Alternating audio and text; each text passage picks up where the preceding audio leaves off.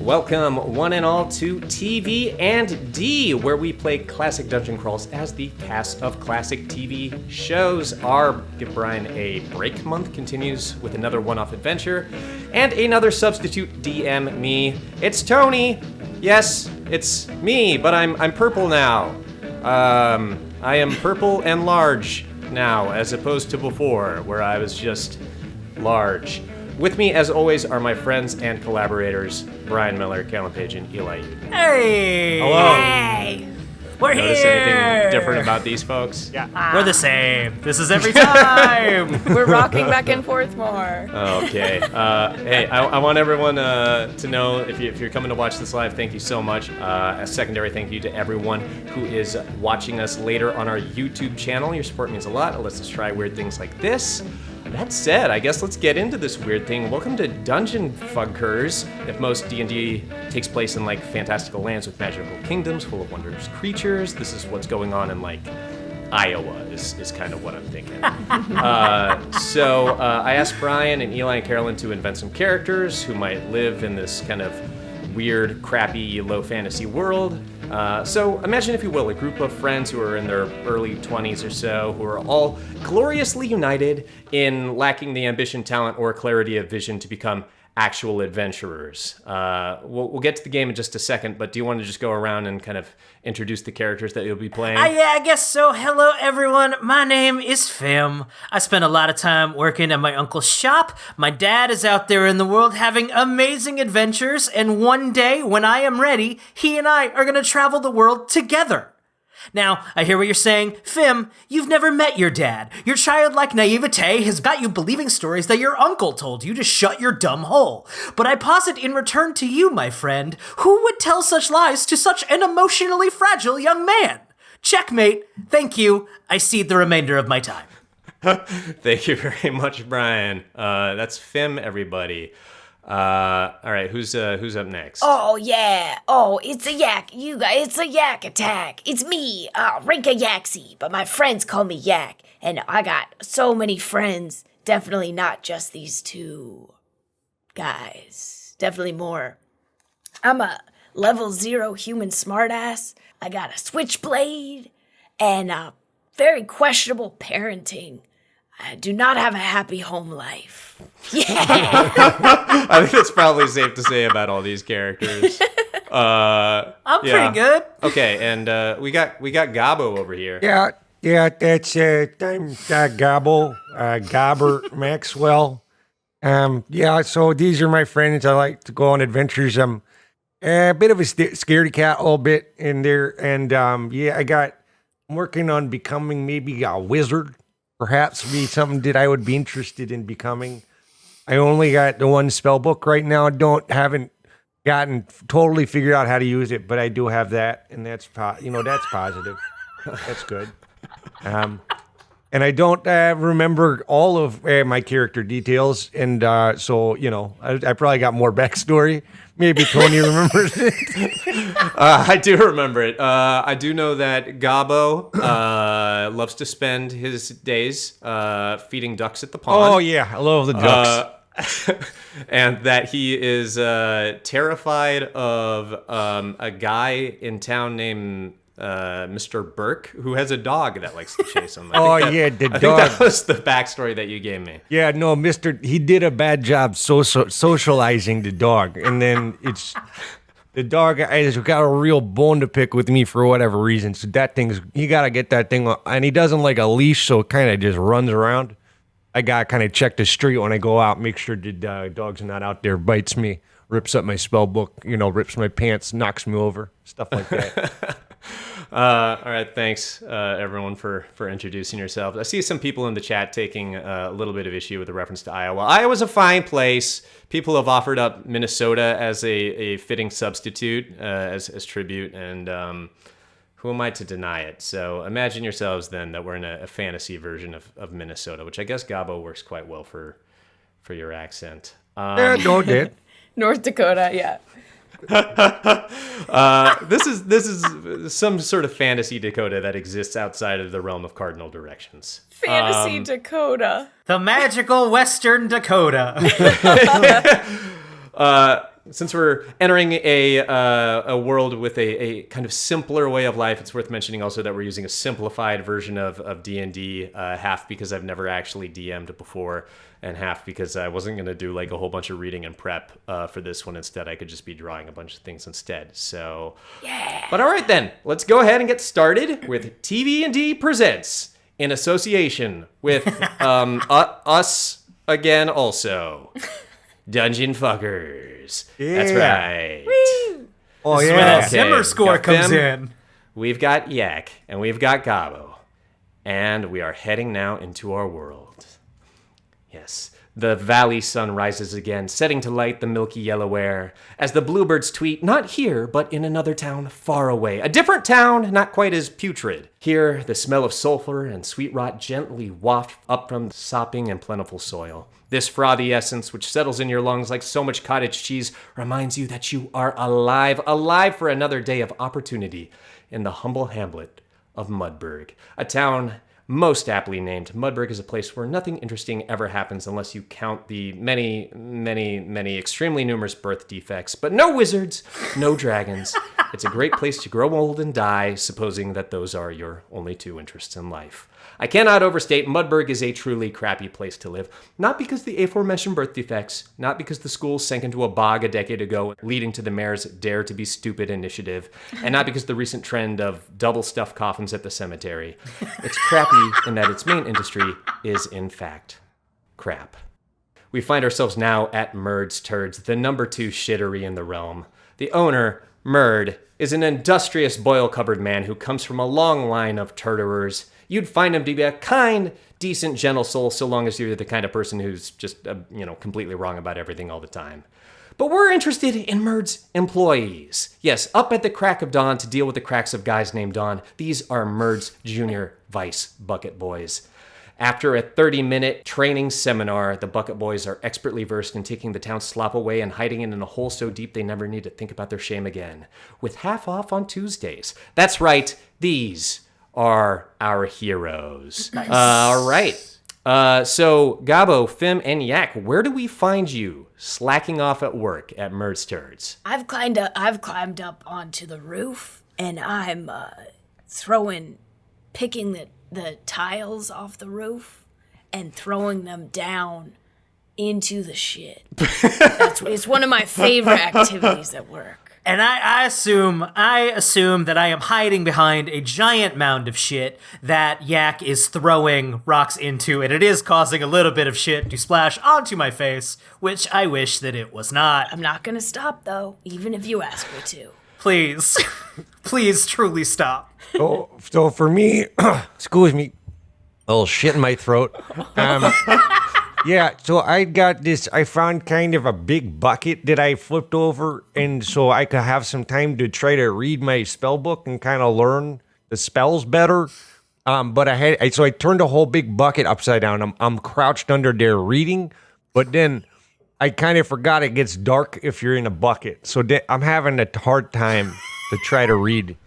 And kind of there's one hole in the bucket, and I can read one word at a time, and then I gotta move the book, and so I can read the next one. You doing all right over there, buddy? I want to jump in there real fast and just mention that I did not volunteer you interacting with shit immediately. So thank you all for all of you just getting right to it and getting into the feces. It's all we know. We didn't have to touch it at all. I'll just say that now. We didn't have to, but That's hard to my whole avoid. day apparently is touching shit. Yeah, hard to get around it. It's kind of a lot of most of this stuff. Okay, so now that we know how you're slacking off, we're going to find out who's working what shift. So I'm going to need you all to roll for guts. Let's start with you, Gabo. We've got kind of a proprietary system here.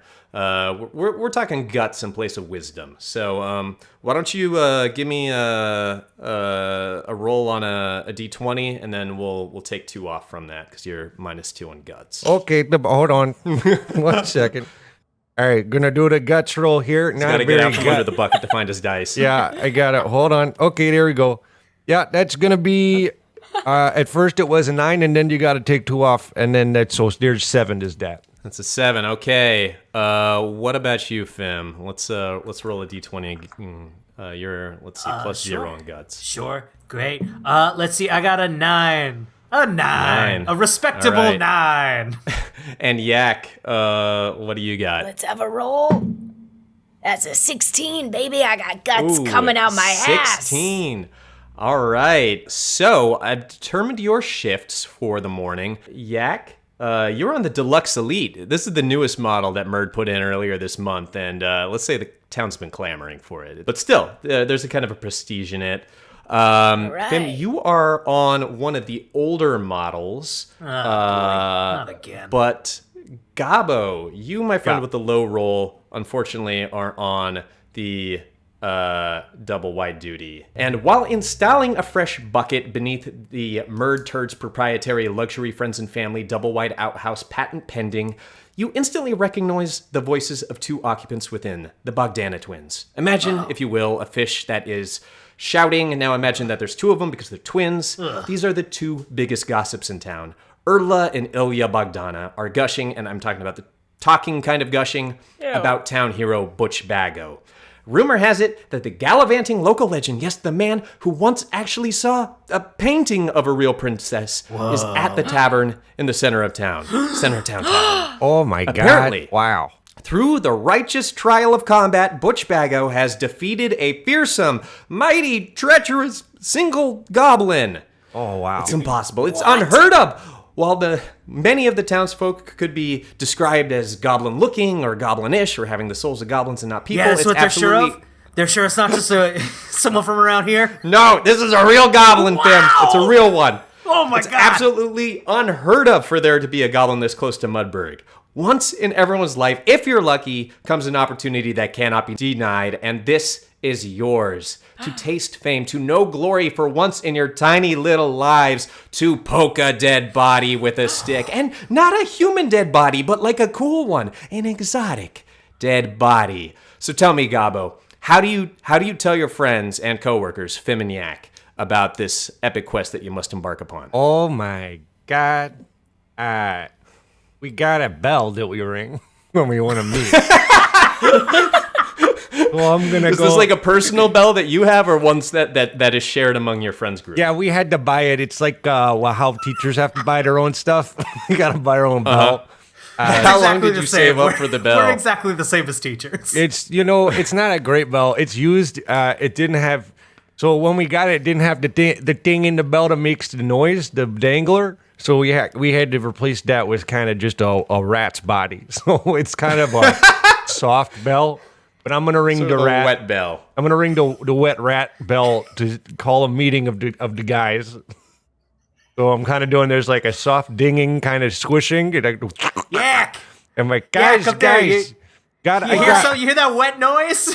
Yeah, I hear the bell. Yeah, Let's bell's- go meet him. The bell's not even really necessary because I'm also yelling. I'm like, guys, come over here. Someday that bell's gonna ring when that rat decays and turns into a skeleton, and then, oh boy, Oh, get then there. we'll be on Easy Street. We're playing the long game with the bell. Gabo, what's up? What's up, you guy? So I was doing my job, I was going ready to change the buckets into the wide load where, Yeah, those yeah. the 2 fish lady gossips are in there. Oh, I'd love to get under their buckets if you know what I mean. I don't know. I'm a bit of a ladies. Yak, I'm a shut the bit of a hell up. ladies. You have a one. very convenient fetish for this town. That's true.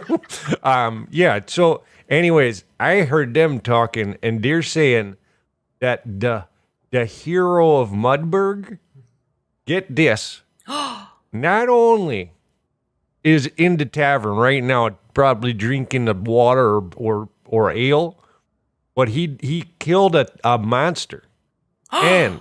What? Yeah, and they checked. They said it's a real one. It's not, just that guy who's got, the guy who doesn't look very good that everybody thinks is a monster. It's a real one. That was my And first so- question, but wow. Yeah. So I'm thinking we go over there, we could hear perhaps kind of like a tale of adventure and courage, and then maybe even, we could go track that down, go see what a monster looks like. That's my kind of idea. Guys, I don't want to be like vulnerable right now, but like if we go poke a goblin, that might be enough that my dad will come home and take me on adventures with him. Yeah, maybe that. We Yeah. gotta go. We Yeah. gotta go poke that goblin. Fim, you pathetic sorry soul. I'd love it if you were right, and let's find out, I suppose. There's a major obstacle right now, and that's that you are on the clock. Yes, the morning rush is over, but your 14-hour shift at the shittery has just begun. So if you're going to find out where this goblin body is, you're going to have to get out of work first. And I'm going to leave it to the three of you to figure out how to ditch work. All right, I got a plan. I think someday I'm gonna be the greatest rogue in all the land. So I think I sneak up to our boss, I tie his shoes together, and then we push him over and run. I feel like I don't have a better plan. Yeah, I feel like we're definitely not going to be able to come back here after that. But Who cares? You know- we're gonna poke a goblin, and then we're gonna be big deal adventurers, and my That's dad is true. gonna take us all on an adventure. that's true. I feel like I'll just say this too. If we're going to do that, at that point, we might as well just quit. Because it's going to be, that's kind of a quicker way to just do the same thing. Okay, I got -2 to brains, and I am not gonna suggest any other ideas because I'm in character. No, it's a good, we could push him over. It would be If we funny. wanted a safer idea, we could always just try and say, we have like a delivery. We have to go pick up a delivery. We gotta go Oh, pick yeah. up a big shit. All that poop delivery. Oh, yeah. We can say that someone had a big party and they ate a whole lamb and all their friends stayed at their house and shit themselves. And And we gotta go get it. Yeah, let's I do that. like your Let's do plan, the though, lamb too, though. party plan. All right. So who's approaching the boss to tell him about this this home pickup order that you seemingly enterprised on your own? Yak pushes Fim forward. Yeah, I Oh, don't. no. The boss hates me because he thinks I'm smarter than everybody because I have a book. Yeah, the boss hates me because I'm the hot one, so, All right, Fim, I guess it's up to you. How do you okay. try to convince Murd to let the three of you all go? Hey, Mr. Murd. Mr. Murd, may I have a moment of your time, please? Yeah, Fim. What is it? I'm a little busy. You have really espoused the values of self-starters, and my co-workers and my colleagues and I have heard word of a lamb party from yesterday where there's a lot of poop, me? poop, and There's a what party? a lamb There's party, A bunch of lamb thi- party happening in this town? They're having Yeah, a it lamb already party? happened. It already happened. It's over. They didn't invite the great Murd to the lamb party? Murd. They didn't Murd. tell me about this? Murd, it was a surprise. It was a surprise for all the poop. Why am I hearing this from you just now? Murd, that is a great question. I'm so sorry. I'm just finding out about it now too. And I'm just finding out about all that poop that's there. I'm entirely sweating right now. I'm just trembling, absolutely, at being in trouble with any authority. Jack, I will get ready to push him over. I think you gotta get ready to push him. okay, I'm sneaking behind him. I'm gonna sneak behind him and get ready. Let me pull up your character sheet again real fast. So this is I think going to be a charisma roll, and I don't know why you nominated Fim, who's got a -2 to coolness. Who's great and people like. And Let me figure this out real fast. hey, Tony, I already made the roll. You already made the roll? I already made Oh the roll. Lord, tell me what you got. Hey, hypothetically, Tony, what would happen if I rolled a 2? You know, it would probably not be very good, is what it would be, Brian. I think it would be A dirty zero. I think Murd looks you up and down, and he goes, "You know what, Bim? I see what you're trying to do.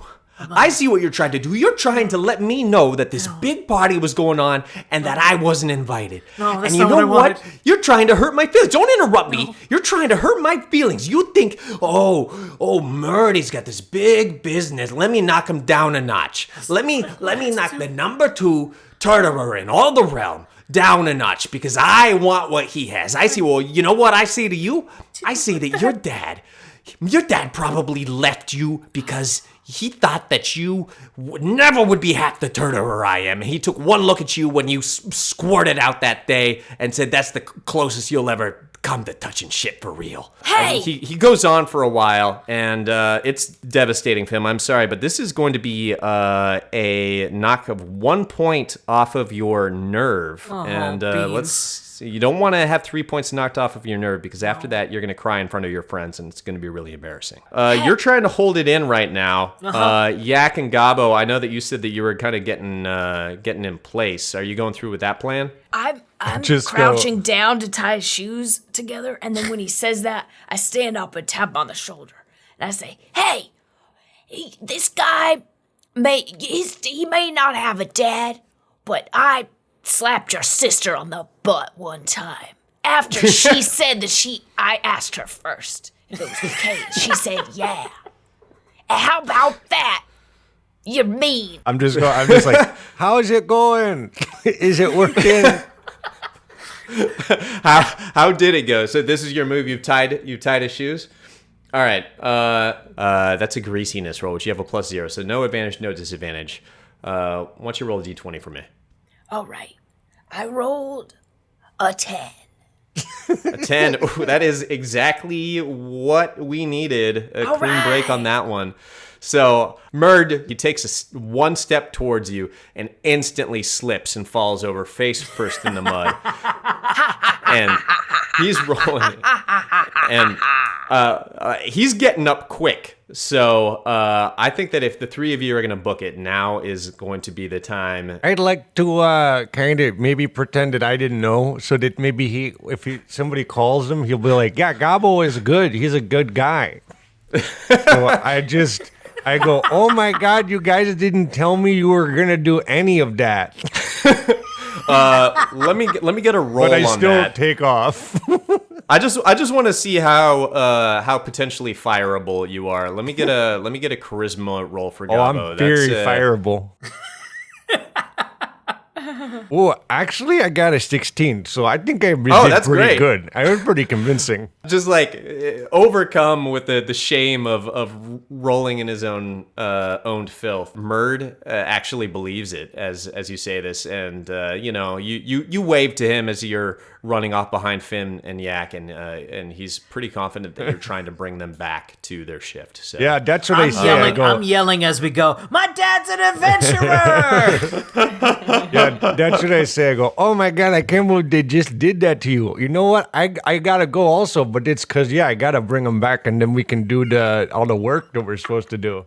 And I just want to reassure you that I had nothing to do with this. So, okay, I'll bring them back. Okay, bye. All right, so you have successfully conquered Murd, which moves us along. You head down the road to Centertown Tavern. Yes, that's the tavern that is conveniently located at the center of town. It's pretty self-explanatory.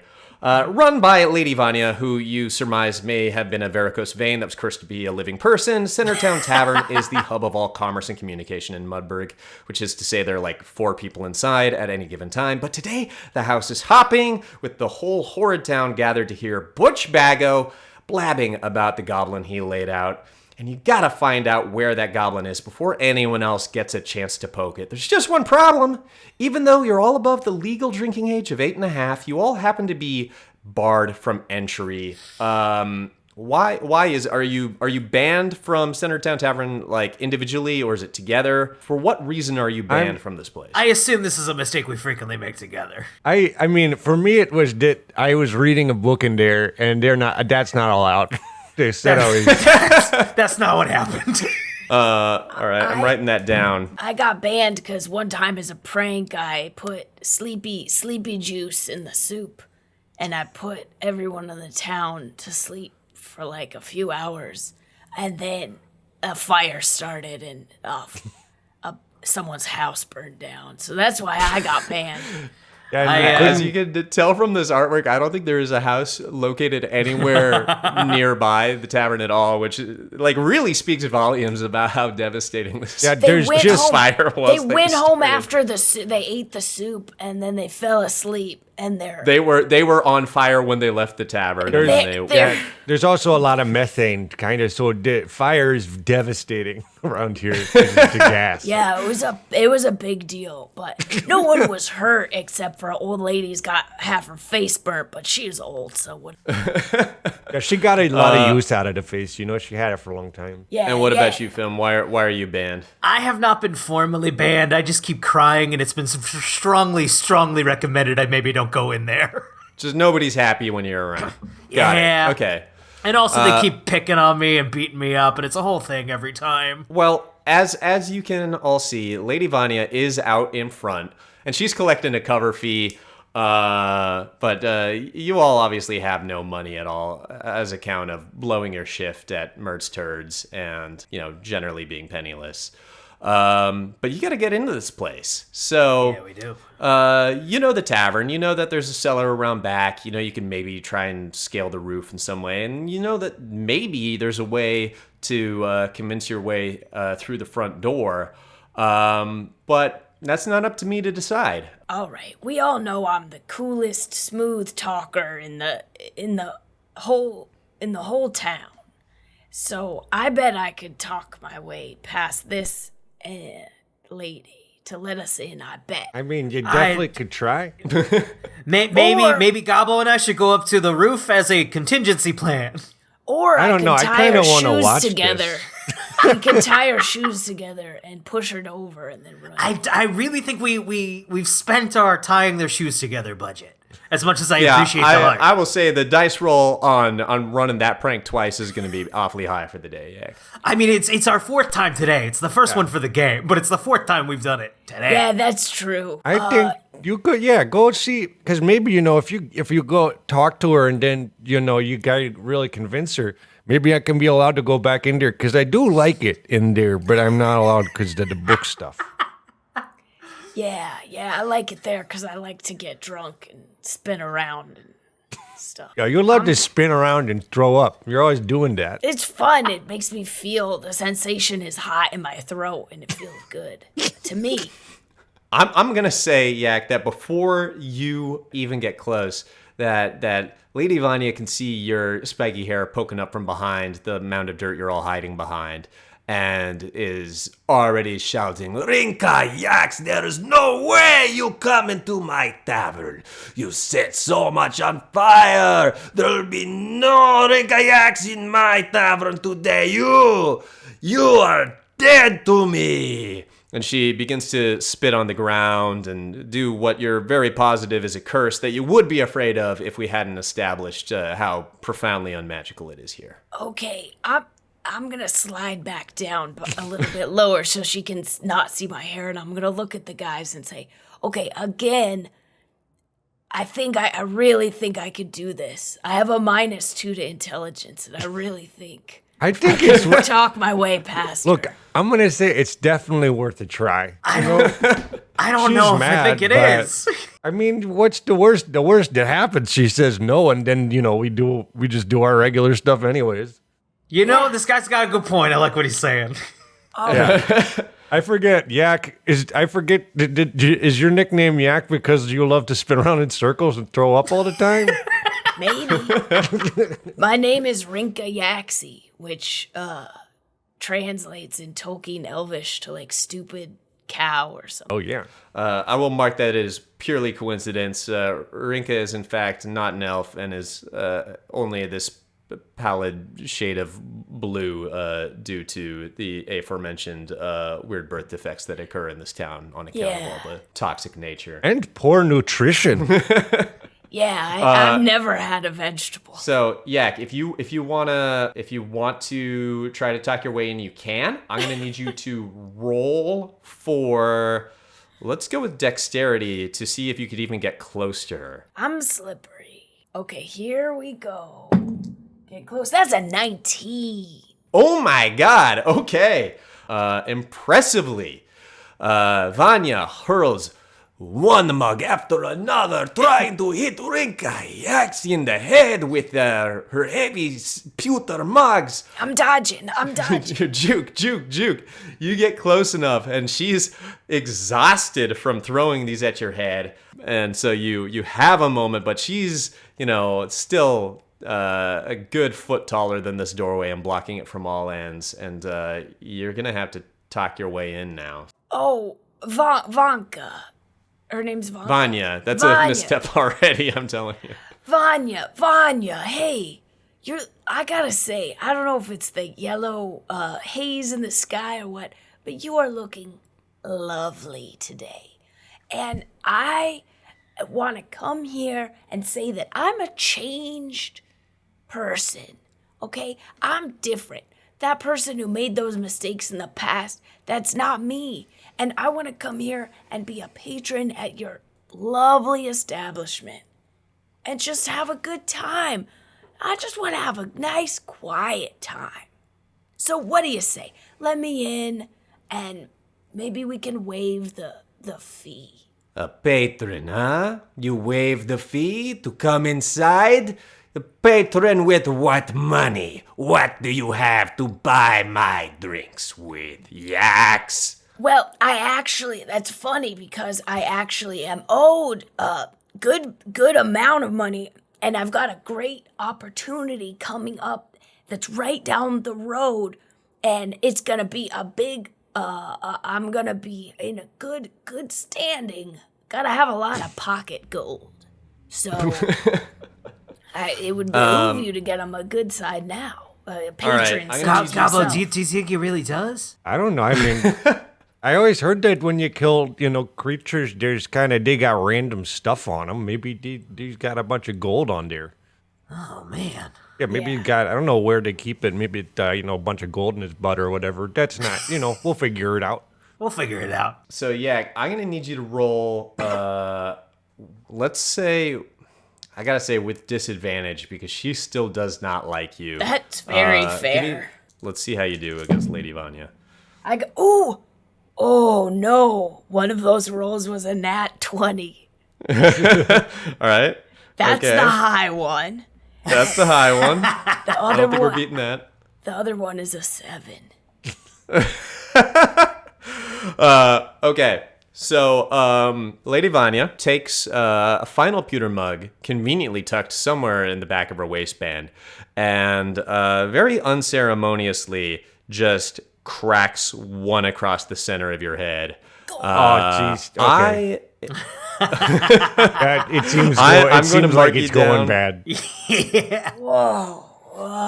You now have 2 out of 3 hit points. Again, at 0, you will probably cry and your friends will laugh at you. So Never. that was ultimately a failure. You could try an alternate way in, Gobbo or Fim. You could try your luck with Lady Vanya, or we could try. You said there was a cellar door. There is a cellar door, and there is there's a little bit of roof access too. I think, hey, Gobbo, you want to take a look at that cellar? Yeah, we should probably go help Yak too. They seem like they're maybe kind of a little bit, maybe concussioned. Guys, I got a bonk on the head, but I got a great idea. What if we all just took some naps? I don't think that's a good idea, pal. I think I maybe. feel sleep. Oh, no, buddy. I think you should stay awake. Remember when that Okay. guy, the brick fell off the building and hit him on the head, and he was like, I think I just got a nap and it'll be okay. And then, we were like, well, that sounds reasonable. But then he didn't wake up. He was not okay. Yeah, he just slept. Yeah. I do remember. A nap that. fixed nothing. Yeah. All right, let's Okay, say that the I'll three of you stay have awake. banded together and are now heading through the back cellar door. What is your entrance order? I mean, I can go down there first just because I got, my book. So I got that to protect me. Okay, you got Gobbo, Let's throw Fim next. Fim. I go in last cause I before we go into the cellar door, I draw a dick in the dirt outside.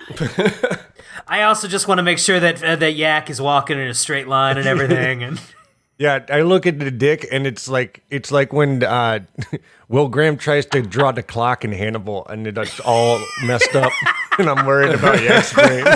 Gabo, you crack open the dark cellar door. You can't see much down there, but you've been in a cellar. You know your way through. You probably just go through until you see the light coming from someplace inside. So that makes plenty of sense. It's just like the bucket in here, honestly. I'm kind of used to the bucket. Yeah, you practiced for the day already, really. Yeah. Looks the same, smells the same. I'm gonna want you to go ahead and roll. Let's call it this is a greasiness roll. Roll a d20 for me to kind of check your surroundings as you go through to see what you encounter. Got 6. A 6. 6. Okay, so we are in combat. Sorry, what? geez. Sorry, We what? are in combat. Sorry, what? Gabo, quite unfortunately, as you walk down, you immediately feel something sticky on your face, followed by the skittering of a massive, humongous, enormous, like really normal size spider. And it is on your face. Oh, jeez. I'm going to need everyone to roll for initiative. I got a 4. I got 4. the 12. I got a 9. I'm sorry, what did you roll, Gabo? 12. 12. Okay, well, Count 12 like Tom Brady. I'm just bringing other people into this universe. Tom Brady's that racist farmer that lives down the way, right?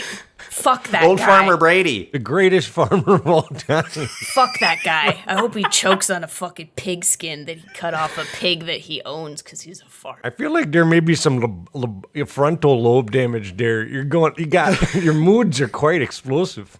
Gleep, glorp, bleep, bloop. I'm I don't Gabo- really know a lot about him. I'm not into farming. You're at the front of our pecking order for initiative, so you luckily have the drop on this spider who is so bewildered it hasn't even realized that it's wound up on your face. It's freaking out. It's scuttling up your eyebrows, down, getting into your soul patch, trying to get up one of your nostrils, but luckily it's thoroughly blocked. Facial hair. So you've got a spider on your face. All right, so I'm gonna take my book, right? And I'm just gonna smack that sucker right into my face and smush that spider. Okay, that's gonna be a beefiness roll. You do have a +1. That's a 15. 15. All right, so that hits. I'm gonna need you to roll a d6. And depending on how much overkill you get, it's going to determine whether you injure yourself. Yeah, I saw that coming. I was freaking out. It's 2. 2. Okay. So that connects. You hit the spider with a good wallop. You angle it very precisely. You sort of matrix that spider off of your face. And it is going to fly now to Fim. The spider is injured, but it has landed now on your torso, Fim. It has climbed into your little sleeveless t-shirt and is coming after you now. Watch out, guys. There's a spider down here. Fim, that's your move now. I guess I just sort of that motion of like TC tugging your t-shirt, and I would like to send the spider into a wall. You want to send the spider into a wall. Okay, I want to tug on my t-shirt enough to like have the spider sort of bounce off of it. Let's call that a greasiness roll. You're rolling dex on that. So, Okay, great.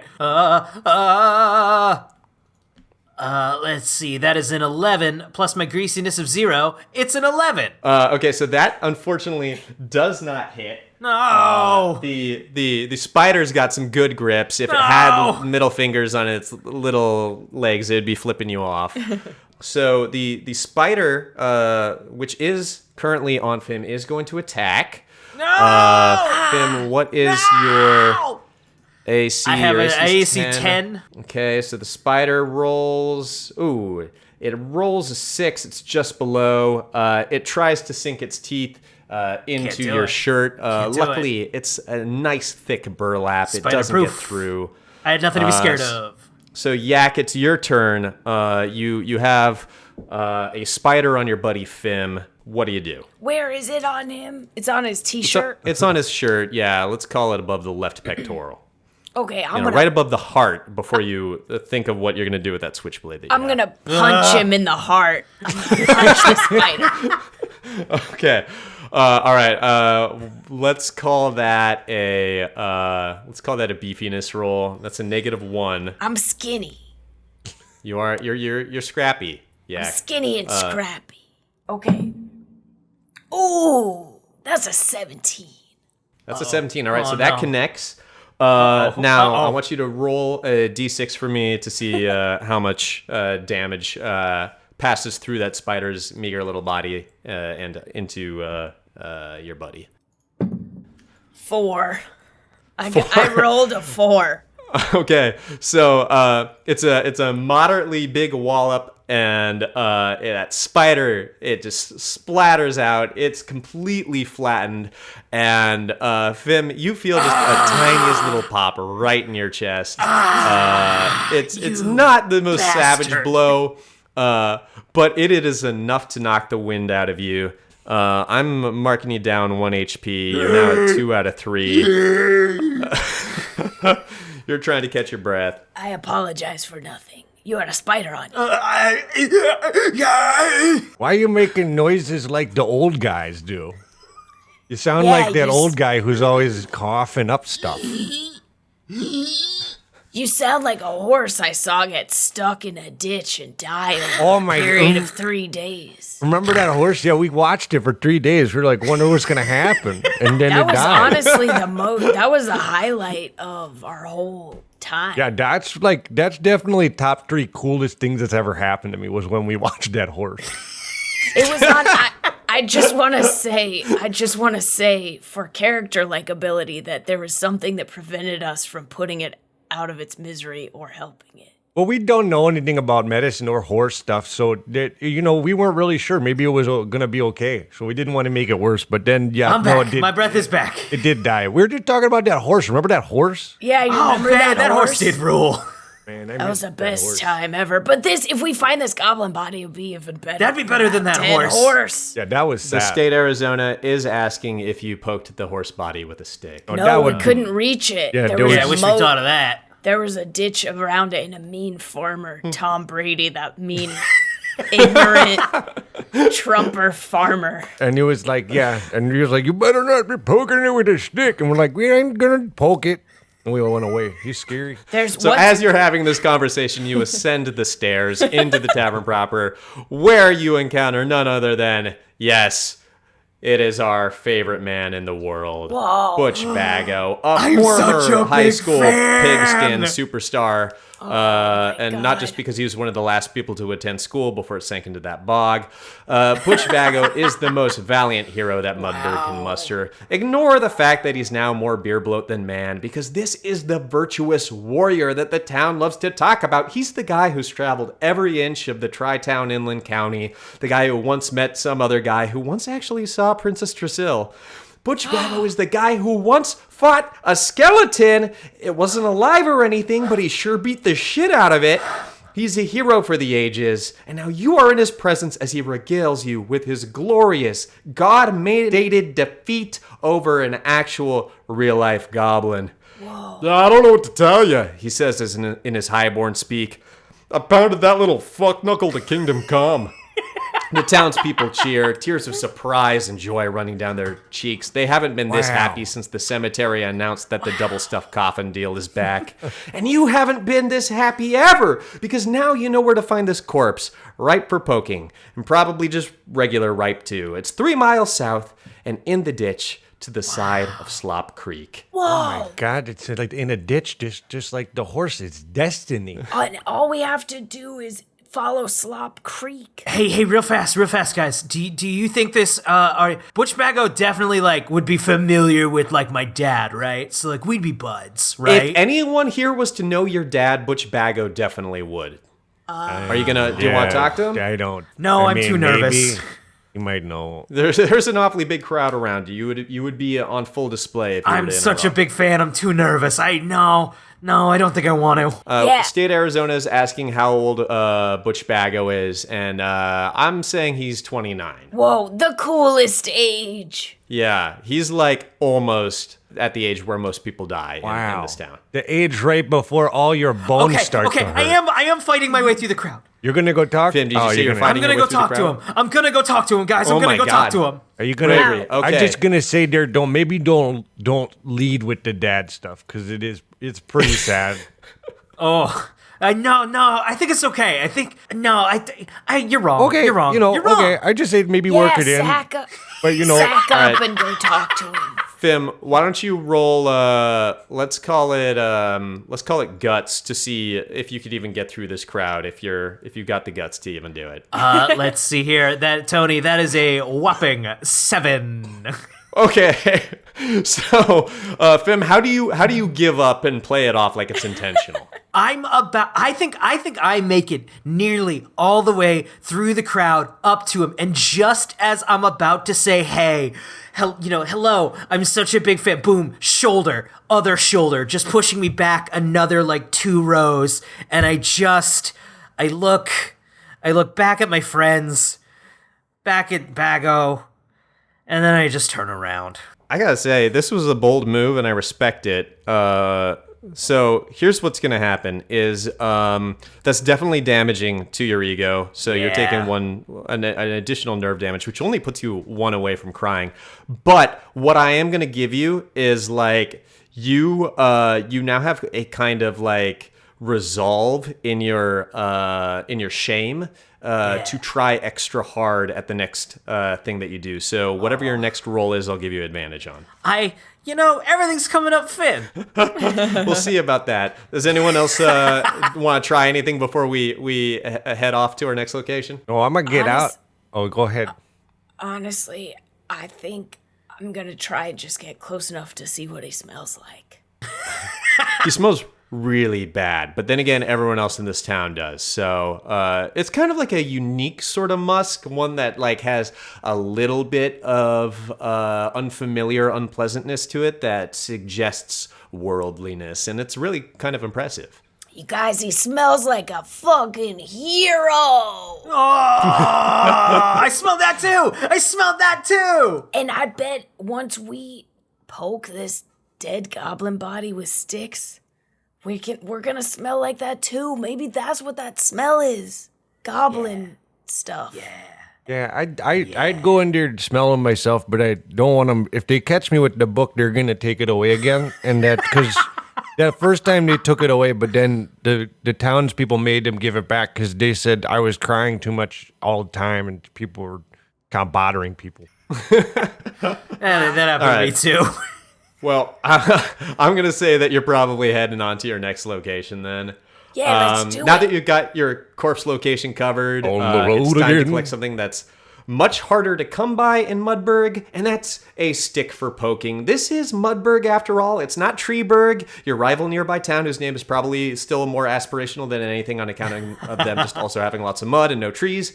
But you're feeling lucky, it's blooming season, and you head on down to the town tree to see if it sprouted a new branch. It's a bucolic scene down at the 10-meter mire. A small pond laps its iridescent green water on the shore and makes a permanent home to a family of ducks, all begging for death, desperate to leave, but rendered flightless due to the unnatural properties of the water. And above the pond is... yes, the tree, 10 feet tall, a lustrous shade of ashen gray, and seemingly constructed of nothing but knots and misery. The tree is like a great-granduncle who simply refuses to die, much to the bewilderment and frustration of those forced to care for him. But unlike that useless great-granduncle, there is in fact a single stick, the exact kind of stick that just begs to poke a corpse, grown defiantly from the tree's sallow carapace.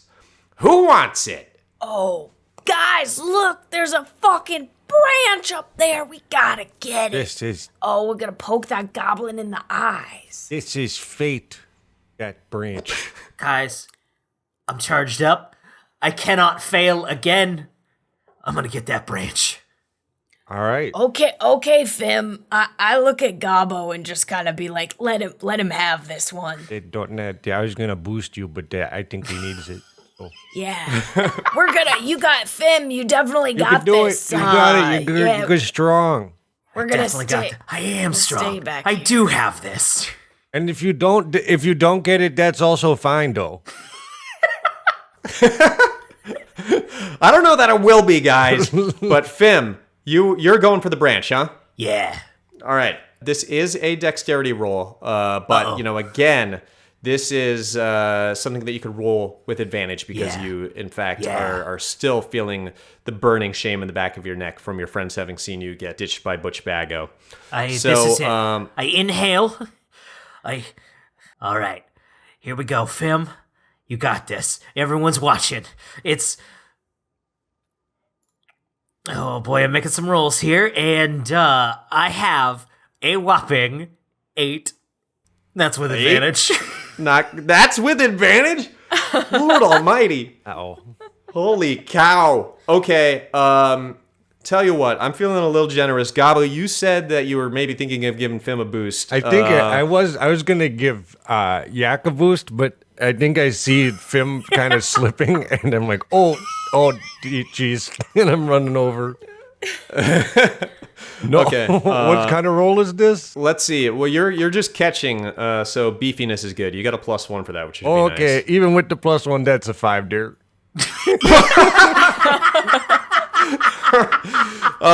So Fim, this is thoroughly embarrassing for you, but more than anything, it hurts when you run up the tree and you slip on it's like an unearthly slickness. It's like this tree can sweat. It's like sweating Vaseline. One of them Something's sweat wrong trees. with this tree. So you get about halfway up before you just slide down. I'm gonna do it. No.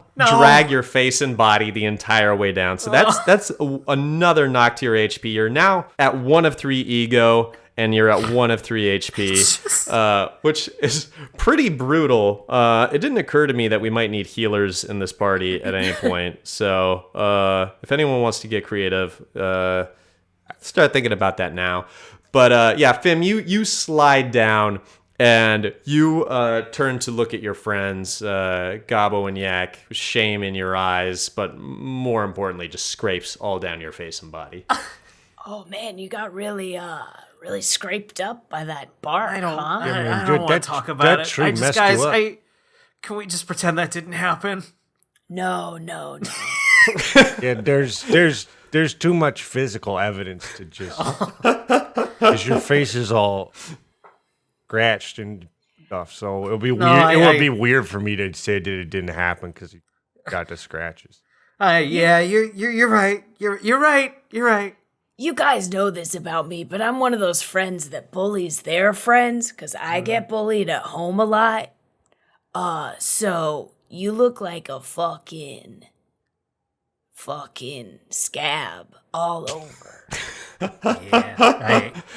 Yeah. You look like the one time I saw someone kill a chicken. I think I'm gonna go stand over on that hill for a minute and be alone. You better before Yak takes away that last ego point that you have. All right, so Gabo and Yak, I guess one of you are going to be up next to collect this branch. But that maybe wasn't a good idea for us to let him try because I guess we should have thought about that. Maybe he would fail, and that would be bad. So anyways, you want me to boost you? Yeah, let's do it. Classic us. Let me pop up on those meaty shoulders of yours. I'm a big old boy. I'll make this a generous roll, but Gabo, before we even let Yak roll, why don't you roll beefiness for the boost? Give me that beefy boost, Gabo. There you go. That's a 10. That's a 10 plus your 1? With the 1, yes. Okay, well, then that just barely does it, but it is a successful boost. All right. You managed to struggle Yak's feet up onto your shoulders and rise your knees about an inch and provide the bare minimum of help. So Yak, now let's see if you can actually clamber up and reach the branch. Why don't you roll Dex for me? All right. Your greasiness. My greasiness. Here we go. That's a 18, baby. 18. All right, that does it. You got the branch. Got a little yak branch. Oh, yak branch. Guys, I got it. I got the branch. Fim, don't feel bad about it. I don't. I don't. Yak, you can feel the call of legend, the voices of your forefathers and their even forefathers reaching through space and time as if to say, hell yeah, poke that corpse, make it squishy squish. You have the stick! Yeah, I But- got the stick. Oh. As you hoist that stick above your head, you hear two voices echo in unison from over your shoulder. Hey, nice stick! It's Tank and Tina Farkman, better known as the Farkmans. 8 feet of towering tear. Farkmans are vertically oriented, conjoined twins, like children stacked too high in a trench coat in order to sneak into a movie. Except instead of a trench coat, it appears to be homemade clothes made out of nothing but potato sacks and tenacity. And instead of sneaking into a movie, it's whooping your ass literally every time they see you. No! I said nice God. stick! Give it to us! No. Folks, the Farkmans want to beat your ass. No. You've got some options here, but I'm going to leave it up to you to determine what they are. Have we thought about what stick? Oh, the Farkmans. We can't listen. You two are my best friends who I have also teased a lot. This is our only chance for glory, okay? We got the stick. We got the location. We can't let these Farkmans take this away from us. Yeah! Yeah. That was pretty inspiring. You know what? I'll give you advantage to Gabo or Fim on the next roll for that really inspiring rally call. Gobble, how about you take it? I'm gonna do my own thing. All right, I got it. I'm gonna use a power. Gabo, you are closest to the pond where the Farkmans are emerging. Yak, you're over near the tree, and Fim, you're a little ways off because you walked off in shame. So you have a bit of distance, all of you. But Gabo, you're up close and personal, probably within 6 feet. That sounds like the perfect distance for me to do one of my famous spells that I learned from the book. All right, so Gabo, what are you pulling out of your book here? The spell I will be using is throw book. And I think they're probably top heavy because of what they're being vertically conjoined. So I'm going to try to nail the top one right in the mouth. All right, so you're going to use throw book at Tank Farkman to try and knock the two of them over. All right. Yeah. It's probably worth saying for color now because I don't know if we mentioned, if you haven't figured it out already, Gabo cannot read, and that this book that he has is largely just for show. Yak and Fim, do you know what this book is? Fim, I imagine you might be able to read. I not a lot, but yeah. And Yak, I don't know. I think maybe if I had to guess, you probably guessed it's not a spell book, but are too ashamed to say anything for sure because you also can't read and you don't want to be wrong. I cannot read. And honestly, I don't care that much. I say let people have their illusions. We're all living in an illusion. You know what I mean? Of our own brain making. That makes sense. That's to me. pretty heady, honestly.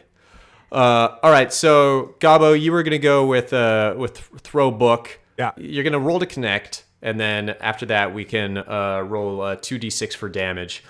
But after each casting, you must roll to determine whether the pages break out of the binding, rendering your book useless. So it's a little bit of a gamble. Why don't you go ahead and roll again? You have advantage on this from Yak's earlier rallying speech. Why don't you roll to see if throw book connects? Okay.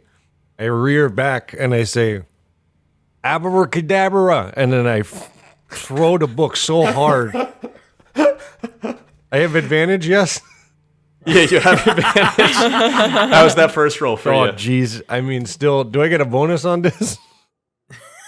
Oh, I'm sorry. Yeah, let me look at your character sheet again. Does the help action exist in this map Yeah, in this you system? do have a strength advantage of +1 for beefiness, if that helps you at all. That's going to be a 10 flat. That's a 10 flat. Okay, so that does connect, but it's gonna be what I call a Glancing blow. a glancing blow, as it were. So normally I'd have you roll 2d6 for this. Let's go ahead and roll 1d6 instead. Okay. Kablamo, that does 4. It's a big book. That does 4. Okay. So that is a solid hit on the Farkmans. They tumble back a little bit, but they've been doing this their entire lives, literally. And their center of gravity is strong in Tina's lower abdomen, and they do not fall over. It is going to be Farkman's turn now, and is my book Tank okay? Oh yeah, you know what? Why don't you roll a d20 and let's determine whether your book's okay. 14.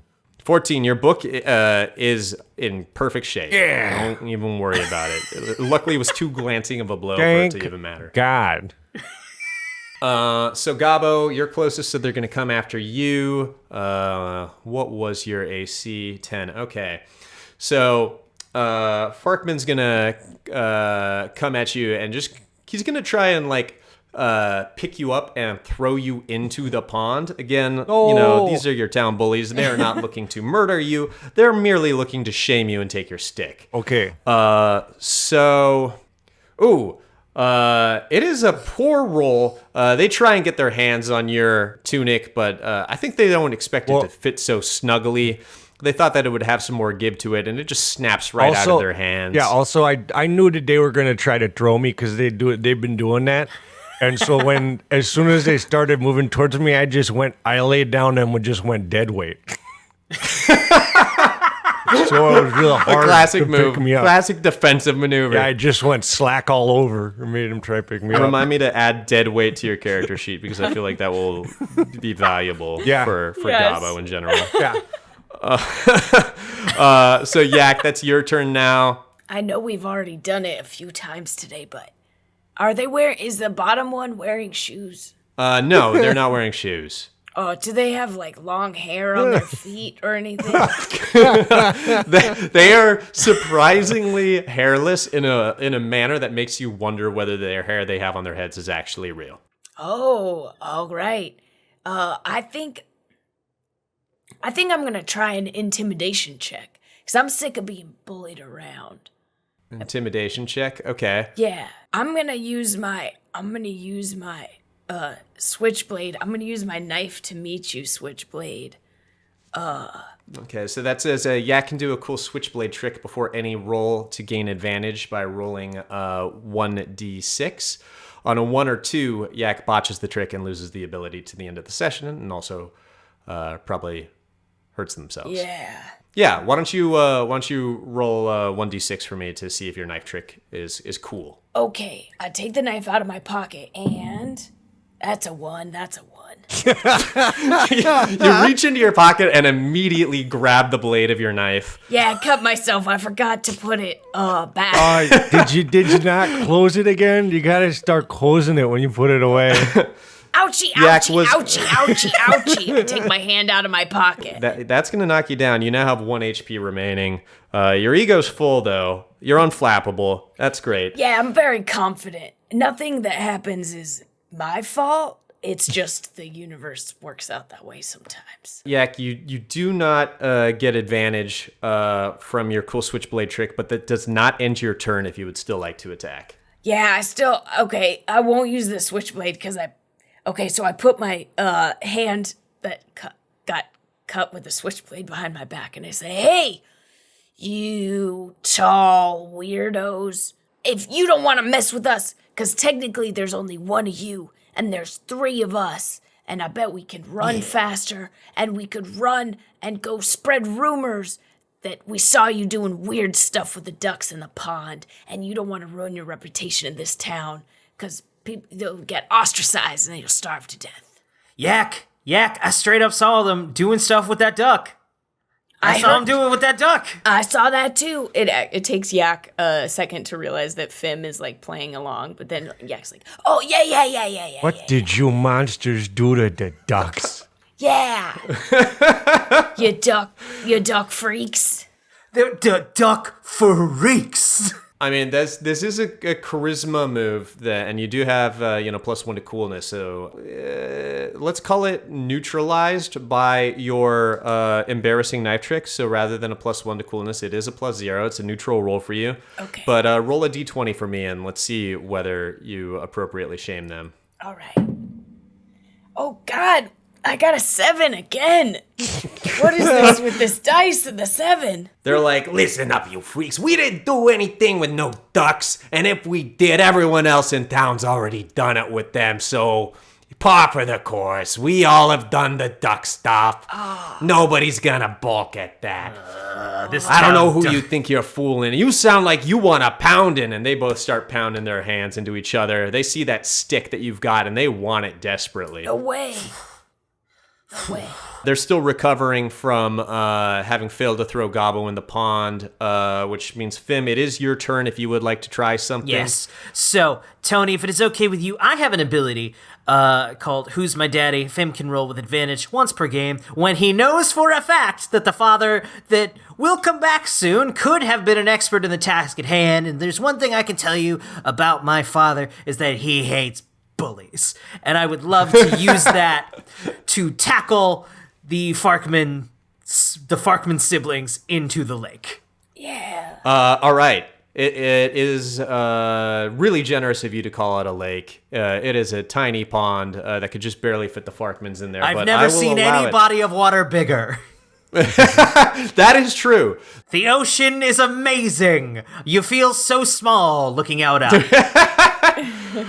Okay, so Fim, this is a beefiness roll to try and tackle Farkmans. Can I get the advantage for Who's My Daddy? Or is that a no? You do get advantage for Who's My Daddy, yes. Great. Well, my first roll is a nat 1, so let's hope this That's advantage bad. one's better. Let's do better than that. Hey, it's a 6. It's a 6. Okay.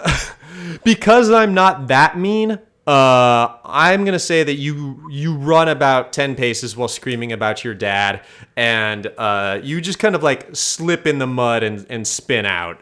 And luckily, Gobbo, Yak, and Farkmans are too obsessed with this game of keep away that's happening with the stick that no one really notices.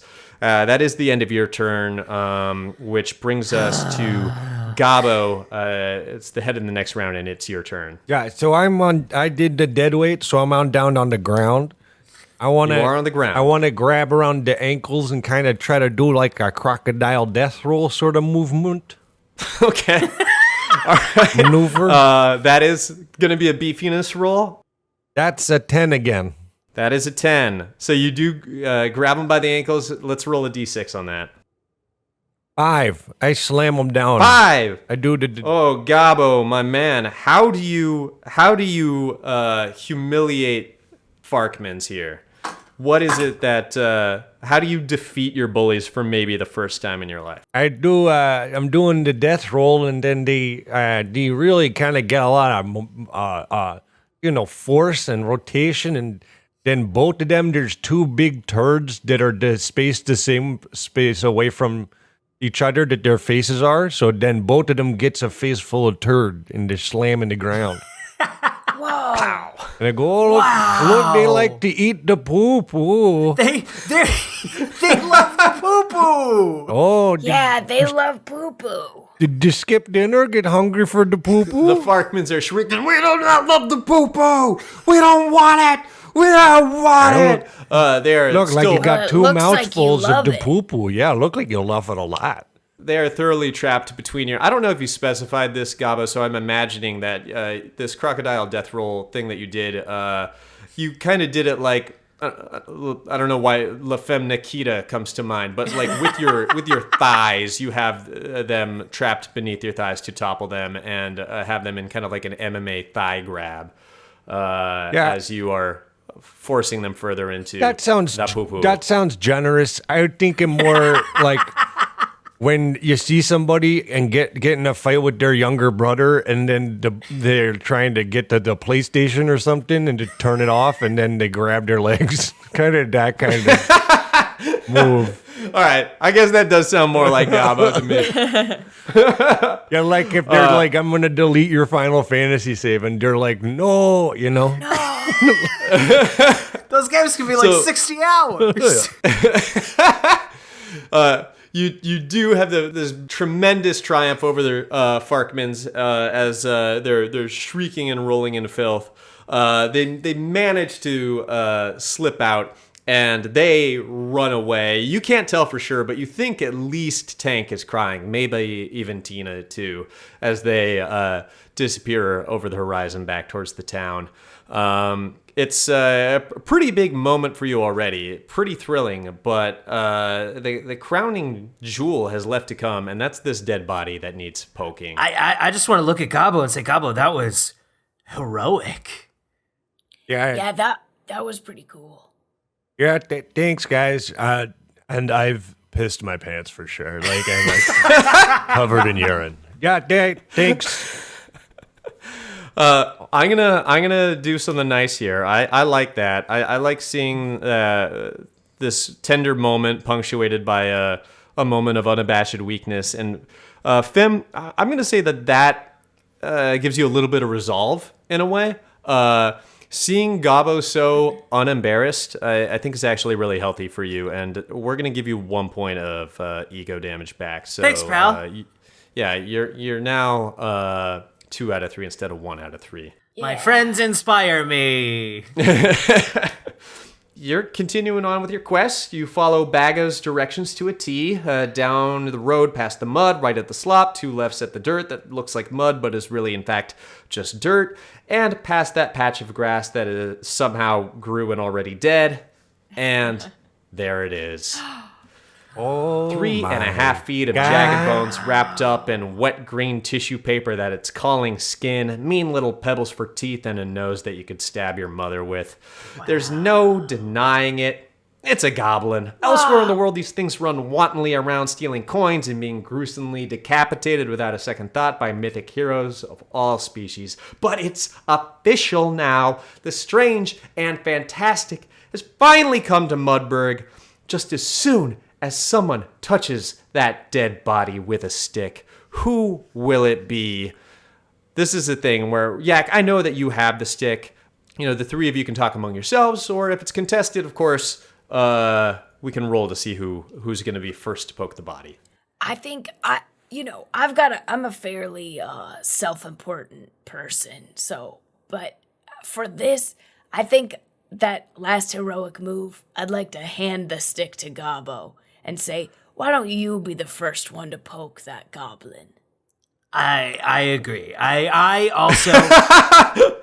No. Did you want us to have a combat encounter? Did you want us to fight Tony? Because I think we could... It looks No, like not there's at all. I plenty wasn't of expecting goblin for anything. I'm poking. just... Why don't we all poke the goblin together? Wow! Yeah. We got plenty of space on this side of the stick for 3 hands. We could poke it together. Wow. It is a pretty big stick. All right, so the 3 of you stand side by side. You reach out with this stick, and I don't know. Describe poking this dead body. I bet it makes a noise. Yeah, I think it's been out here for a little, so kind of goes in a lot further than we thought it would. Kind of goes straight in there. I think we poke it at like an Oh my god! Oh my god, my friends, I've got a little bad news for you. You encounter one extremely not dead goblin, cross-eyed and Holy clobbered Jesus. to shit. This fearsome creature of the ancient world is ready to beat your sorry asses unless you whoop its ass first. I want you to all roll for initiative right now. What? It's not dead! That fucking hero lied. I got a 3 for initiative. He doesn't know my dad. I got a 15. I also got a 15. Ooh, our goblin, has a solid 19 on you and is going to be the first to attack. What? Let's see. I think that I'm going to have a really hard time deciding, so I'm just going to roll the dice to keep it random. Who is it attacking? Okay, this goblin is coming after you, Gabo. It probably recognizes Oh my some similarity in the names and feels this kismet connection and is swiping one raking hand at your face. jeez. You probably being most responsible for poking that stick into the soft spot in its ribs. And It's a 7. It misses. Gabo, you managed to dodge if you wanted to describe that. Yeah, it takes a swing and I just duck. Not in a cool way, just in a kind of oh wow, oh no way.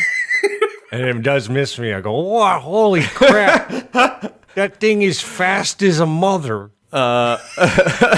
Thing's fast as lightning. It's the fastest thing I ever seen. It's moving at the speed of light. So Gabo, you and Finn both rolled 15s, right? Yeah. So I'm going to give you just going left to right as our first responsive attack. If you would like to respond to this goblin's attack on you, I go. I didn't want to do this, and I'm gonna cast my other spell. do you want me to read that, or do you want to read that? Yeah, this is a peek behind the curtain. No, they don't know this. My friends don't know this. Imitation incantation, where I can pretend to read an ancient spell from the tome, and then intimidate the goblin, and maybe I don't know how that works in combat, but maybe scare him, and he's just like, oh, that might be a real spell. Yeah, if this is successful, when you intimidate him, the goblin will lose its next turn. Roll a d20 for me to see if you successfully intimidate this goblin. And also, yeah, that the person in chat, yeah, definitely, there's definitely an when I duck. Oh, that's not great. It's a 7. That fails. So you do not gain advantage on an intimidation check, but you can still read to intimidate. That's gonna be a natural 1 there. No, what? So Gabo, how do you panic and completely show your ass about not being able to read this book? I just panic completely and I can't even make up words. I'm just like, and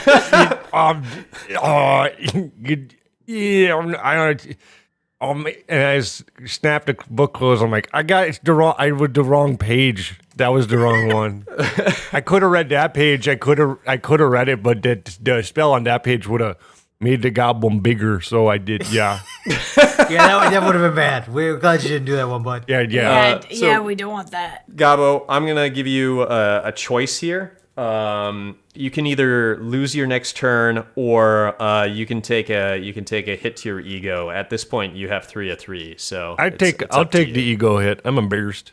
All right, so you're down to 3 and 3. You're humiliated.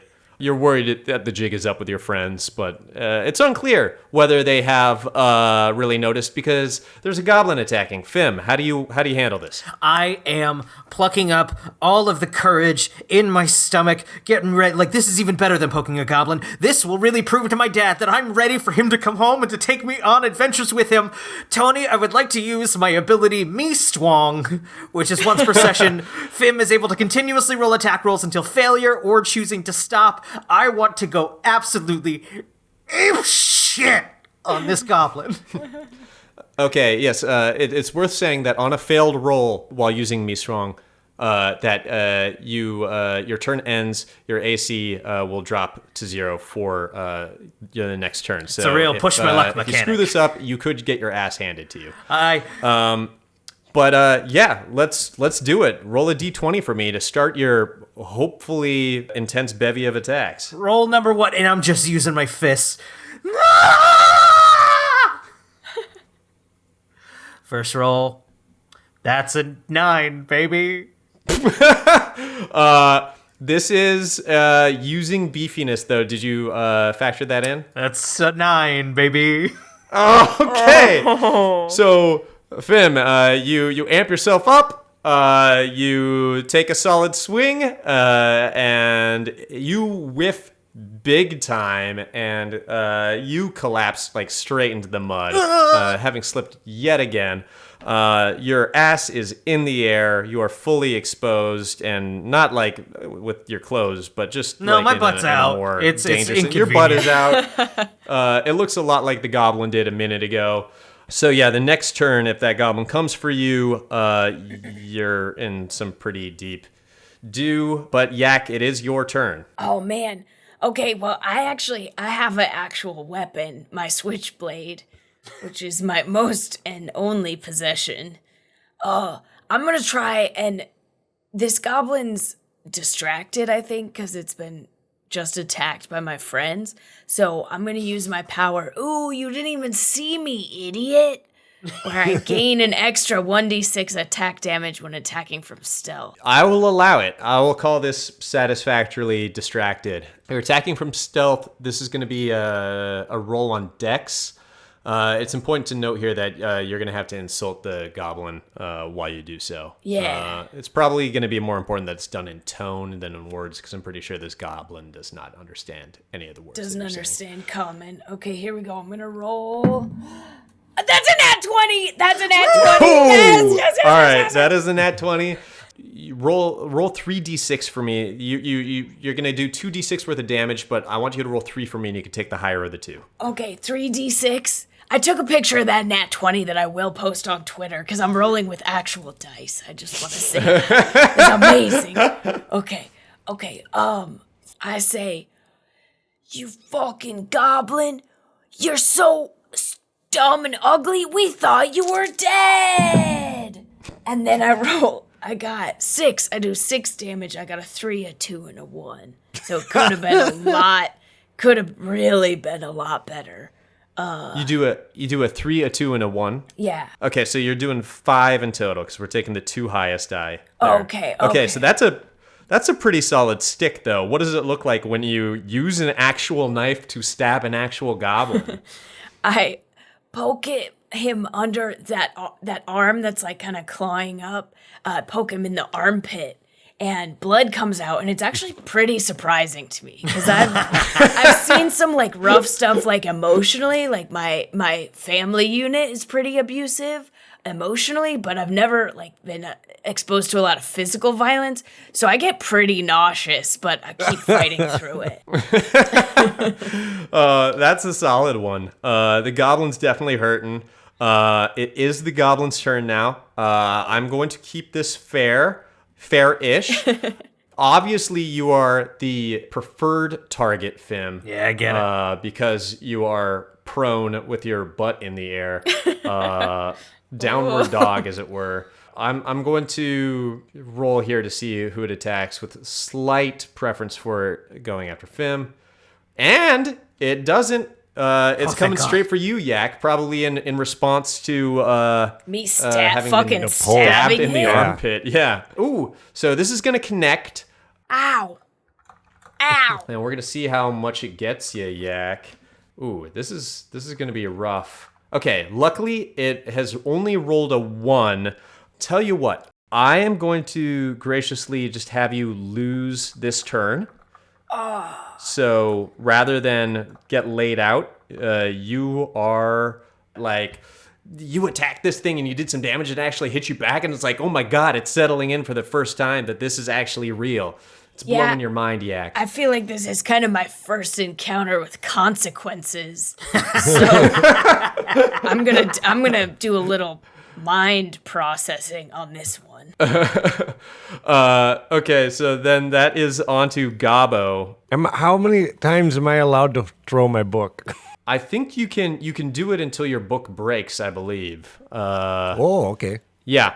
So you can continue to use throw book. Yeah, so I'd pick up the book and I'm going to throw it. Okay. So that is 1d20, your beefiness plus 1 to see if it connects. 17. Okay, that extremely connects. Let's see. Let's roll 2d6 to see how much damage that does. Ooh. 6. 4 and 2. 6 total damage. Okay. And can you also roll a d20 to see if the pages burst out? All right. 12. 12. Okay, the pages stay intact.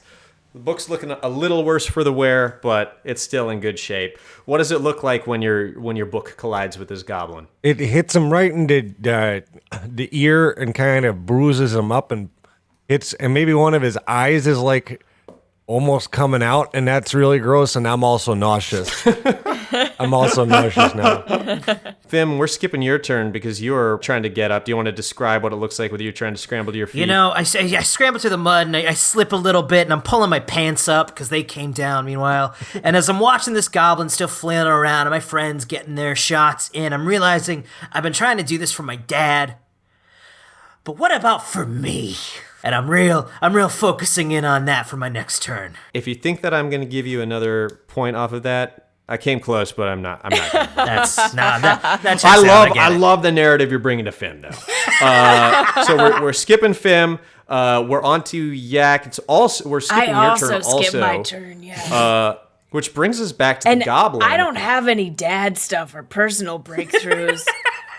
The stuff about consequences was kind of a fleeting moment, and I just still feel kind of sick about the blood from the That's fair. That's fair and believable too. I'm not giving you anything either on that, but Fair enough. I respect it. The goblin now has an equal preference again for all three of you since you're all back on your feet, and it is going to come after. It's coming after you, Fim. Here we go. Here we go. Oh, it is a 19. Okay, so this is going to connect.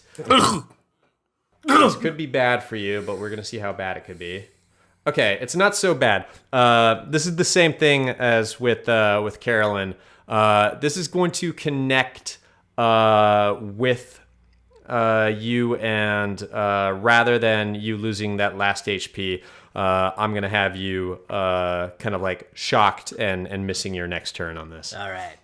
He's down for the count with daddy issues.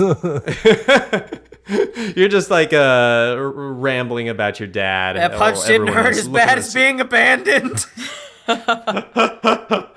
Gabo, this is you. Yeah, so as someone in chat so astutely pointed out, this goblin, when we found him, was butt-ass naked, so his dick and balls are swinging around. I'd like to take the book and kind of slam it so that the spine of the book just goes right up under the nuts. Describe what a goblin's dick looks like. Tony, do you have a picture of the goblin's junk? Yeah, did you draw that? Oh, you know what? I forgot to load it into OBS. I know for a fact Next time. that there's some high schoolers that watch this stream, so show that goblin. Okay, so this is again a beefiness roll. Like no shade here, but it's a tiny target, so it's gonna have to clear a pretty high number. But let's see if you can nail it. How high is? What about 12? Unfortunately, 12 doesn't quite cut it.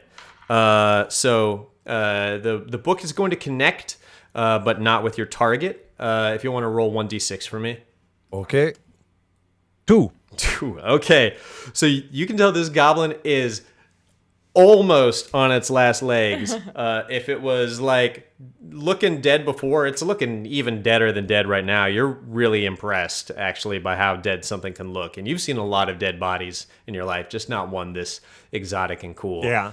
Fim, is it your turn now? No, you were skipping your turn. Yeah. Yak, it is your turn yet again.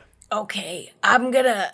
the switchblade, like, kind of yucked me out, like the puncture, so I'm gonna just try and kick it in the junk again. I see what Gabo's doing. I know that he's the quote-unquote the smart one, so I'm gonna emulate him, and I'm gonna try and kick this goblin in its dongle. I will tell you that a kick will be a beefiness roll, which you're -1 to. But I'm gonna try and karate chop this goblin in its dongle. Would that be a greasiness roll? No, it wouldn't. It would still What's be the beefiness. coolest way to kill someone? I'm not gonna tell you to stab it in the dick with a switchblade, but let's Stab just it in say the that dick with a switchblade. Okay, I'm gonna look at my fist and I'm gonna look at my foot and realize that I'm not a strongman, but I am a knifeman. And I look at my friends. I see Fim, who like I can tell is thinking about his dad and is just letting this goblin go to town on him. And I'm gonna look at my blade and say, even though it yucked me out, I gotta protect my boys. And then I take it and I stab it into the goblin's brain socket, his brain head on his head. Brain socket. All right, that His forehead. That's different than what I expected. Why don't you roll for me your +0 on Dex? Okay, here we go. That's a 7 again! Oh my god. I think that you find when your knife connects that your knife is just not very sharp at all. Maybe on the sides where you grabbed it, but not the point. You realize that the point of your knife is fully dulled from all kinds of dumb stuff you've been doing with it. It just like bounces off the skull of this goblin, leaving a little scuff. Folks, this is turning into a sudden death kind of round here. California Pizza Kitchen. The goblin is pretty mad right now, and I'll tell you, it is but a single hit away from being aced. But it is the goblin's turn, and I will be rolling now to see who the goblin is going to get. It is Fim yet again. There we go. I'm sorry. Do it. Do it. This is purely random, but Do it it, is you in fact. fucking coward. No! Okay. So, Fim, I don't know if you have anything that you want to try, or anything anyone wants to lend to Fim before we roll. But Do it. Roll the dice, now Tony. to see if it I connects. will straight up throw my body over Finn's body and take this hit for him. You also my have 1 God. HP. I will die for my I'm friends. allowing it because you said that the moment that I rolled Fim's exact armor class, which means it does connect. Yak, that is a solid hit on you. I'm rolling a d6. I throw my body over. I say, Oh, Fim. Can I throw my you are body over swatted Yak? to the ground. Can I throw my body over Yak? Okay, yes, I will allow it too. Gabo jumps for it, and we are rolling again to see if this works. It does in fact work. Gabo, oh my god, here we go. We're seeing how much Gabo. Okay, Gabo. I have 2 out of 3 ego and 3 out of 3 HP. Okay, so this is going to hit you for 2 physical damage, which leaves everyone literally on their last hit point. You're down to 1 out of 3. No. But you, in a disgusting display of slow motion, Fim cowers, worrying about what his dad would think, as Yak throws themselves out in front of the goblin, and then Gabo, midair, colliding with Yak, pushing them out of the way to take the hit instead, and a raking blow across the face from those sharp, most likely infected claws that probably would do you in if not for one of the claws that was heading for your throat being caught in your soul patch and popping off in your soul patch. Ow. So, Gabo, you are going to lose your turn as a result of that, which leaves it to Fim right now. Hey, guy, I have a question, and Tony, I'll leave you to arbitrate. Could we all just go in at once? You can, but Gabo's out, so it'd be you and Yak, and I'm still going to have you roll in successive order anyway. Okay. So that would be you up first if you're going to Okay, attack. I would like to start a circle of punches and just go to town on this fucking goblin. And here goes my attempt here with, guess what, gang?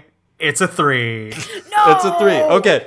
I will allow Yak to roll to see if we can instigate that circle of punches, though. Okay, circle of punches. I've got a number here. Let's see if we can beat it. I'm not kidding. It's a 7 again. No! Oh my god. Okay. So, Fim, there is no circle of punches. The goblin is going to get one more attack, I guess, because we're now in this. This is dice actually, were I the guess, dungeon quite fuckers sudden the death. entire time. Next time. This is the worst rolling we've ever done. Yes. All right, the goblin's coming after. Who's it coming after? Oh, okay, it's coming after Gabo this time. You know, it's got a taste for you, and it wants to get that claw out of your soul patch. And Gabo...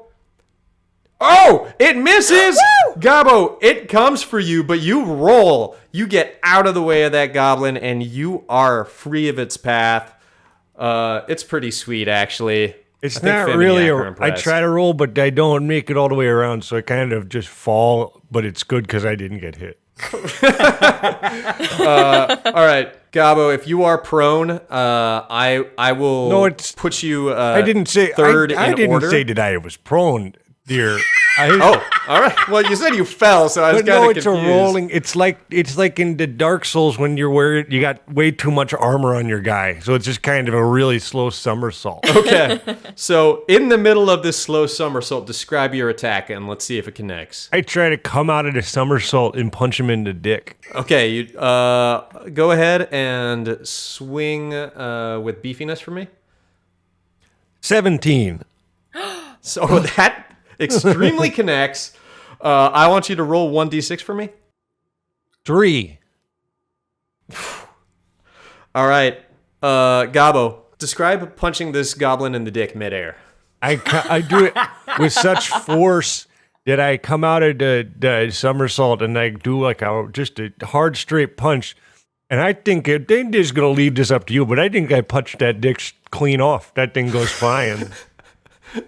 It twirls through the air, looking like a hot dog split in the microwave. I think it lands in front of Fim and Yak, who both look at each other, and both, say, I don't know, something like sick or Sick. wicked or something like, or just the word dick, probably too. But then also the goblin is bleeding a lot out of the dick area, is squirting all over my stuff and face. Yak's the gonna goblin- throw up a lot. As the three of you begin to uncontrollably just vomit from the sheer terror of the violence that you have incurred upon this goblin, the goblin, like with its ass thoroughly kicked and its dick thoroughly actually punched off, it lets out a gruesome shriek and it lashes out in all directions. There's this tense moment where it kind of stops and it studies all three of your faces in a way that kind of says, if you could speak, I know where you live. And then it dashes off and it leaps off into one of these holes in the ground that are just around, a lot of stuff gets buried in the ground out here. Well, at least he can't make any more.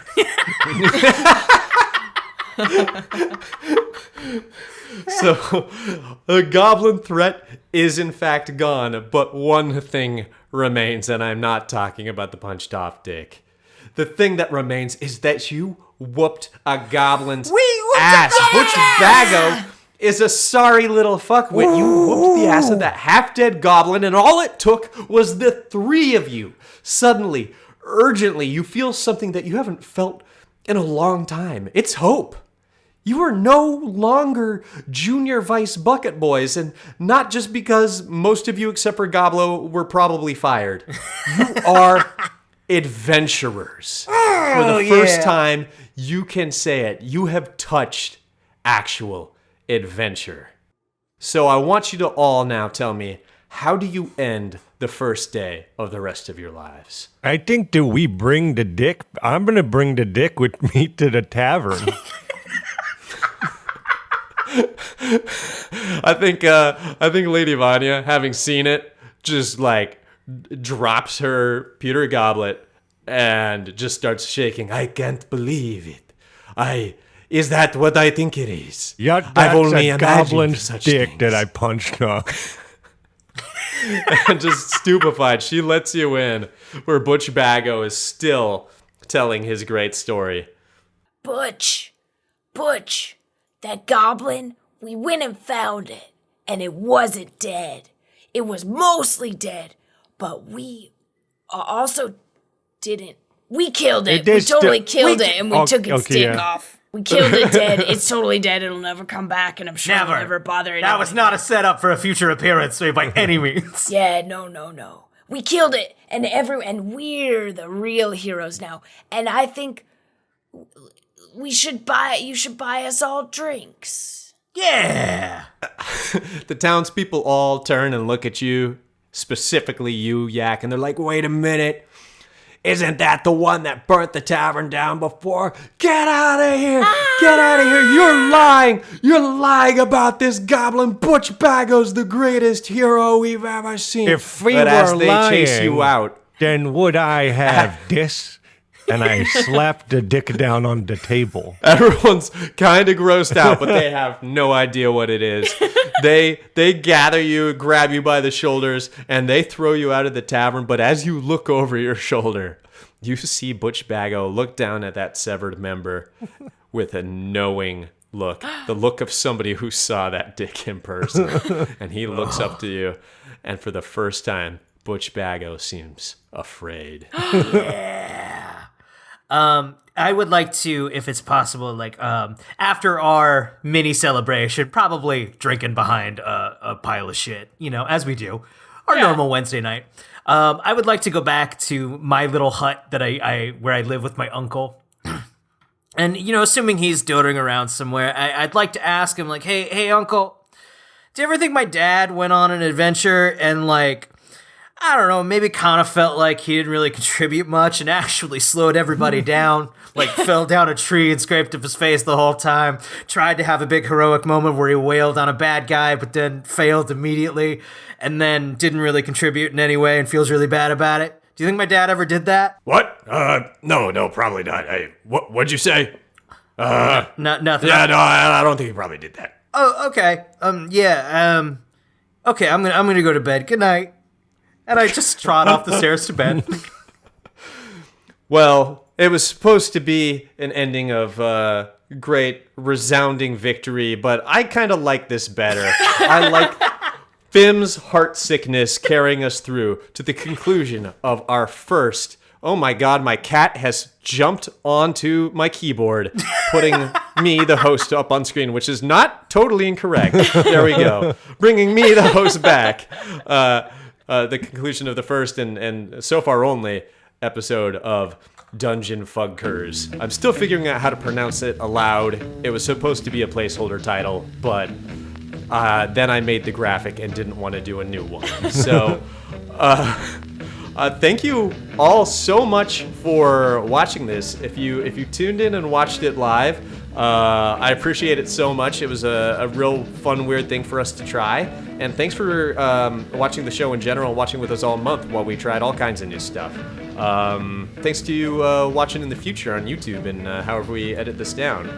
And then thanks to Eli and Brian and Carolyn for just being very excellent at realizing these terrible little fuckwits. Tony, this was incredible. As real people. Thank Very you, fun. Tony. I think we can all agree, Tony, this absolutely ruled. This fucking rules. Super cool. Now, unless I'm incorrect, I think December we're going to largely be off right now due to holiday travel and probably many of you having your own various obligations. But we're going to come back in January and do something. Yeah. And I don't know, maybe there will be some fun one-off streams in the time in between. But until then, thanks for watching TV&D, and we will see you whenever the next time is. Bye, fuckers. Goodbye.